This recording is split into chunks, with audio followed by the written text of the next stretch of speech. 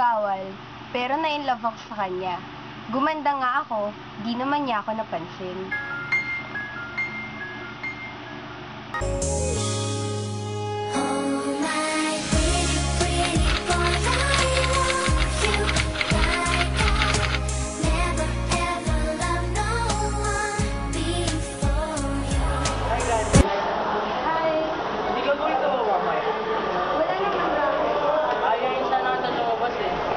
Pumayag na kaya ako?